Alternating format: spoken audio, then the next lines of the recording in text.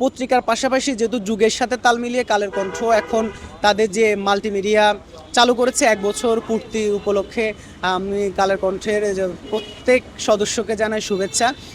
কালের কণ্ঠের কাছে আমাদের একটা প্রত্যাশা থাকবে, বিশেষ করে খেলাধুলা নিয়ে তাদের যে কার্যক্রম সেটি আরও বেগবান হবে।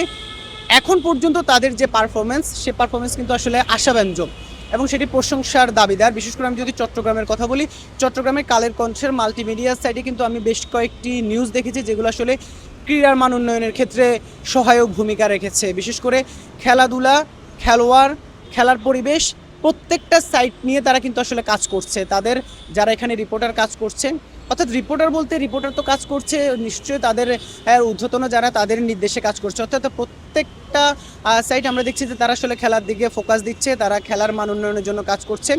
বিশেষ করে চট্টগ্রামের একটি বিষয় কিন্তু আছে, সেটি হচ্ছে যে পর্যাপ্ত খেলার মাঠ নেই।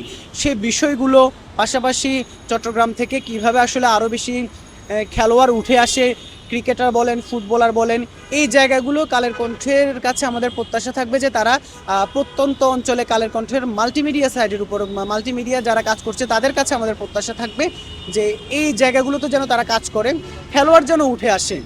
পাশাপাশি খেলোয়াড় যারা উঠে আসবে তাদেরকে ধরে রাখার জন্য, তাদেরকে উৎসাহ দেওয়ার জন্য সরকারি যে সংস্থাগুলো আছে, সেটি জেলা ক্রীড়া সংস্থা বলেন বা অন্য যে ক্রীড়া মন্ত্রণালয় বলেন বা অন্য যে প্রত্যেকটা ডিপার্টমেন্ট যেন কাজ করতে পারে, সে প্রত্যেকটা বিষয় যেন কালের কণ্ঠের মাল্টিমিডিয়া সাইট যেন আসলে তারা মাঠ থেকে সংবাদ সংগ্রহ করে এটি প্রকাশের মাধ্যমে যেন আমাদেরকে দেখিয়ে দিতে পারে যে এই জায়গাগুলোতে কাজ করার অনেক কিছু আছে। আমরা কিন্তু আসলে কাজ করতে চাই, সেটি জেলা ক্রীড়া সংস্থা বলেন, সবাই কিন্তু আসলে কাজ করতে চায়। আর বিশেষ করে একটি পরিবর্তিত পরিস্থিতিতে বেশ কিছুদিন কিন্তু আসলে খেলার জগৎ অনেকটাই ঝিমিয়ে পড়েছিল, সেটি আবার নতুন করে কাজ চাঙ্গা হচ্ছে। সেই জায়গায় আমরা কালের কণ্ঠ গত 1 বছর যেভাবে সফলতা দেখিয়েছে মাল্টিমিডিয়া সাইটটি, আগামীতেও তারা যেন সে উত্তরোত্তর সফলতা দেখাতে পারে সে প্রত্যাশা থাকবে। সবাইকে আবারও শুভেচ্ছা। কালের কণ্ঠে যারা মাল্টিমিডিয়া সাইট দেখাশোনা করছে সবার জন্যই শুভেচ্ছা। আমরা কোনো একটা কিছুর আপডেট যদি নিতে চাই, আমরা কালের কণ্ঠ ডিজিটালে পেজে ঢুকি, তো সেই আপডেট একমাত্র কালের কণ্ঠের পক্ষেই পসিবল। আর কালের কণ্ঠের সাথে আমার পথ চলা হচ্ছে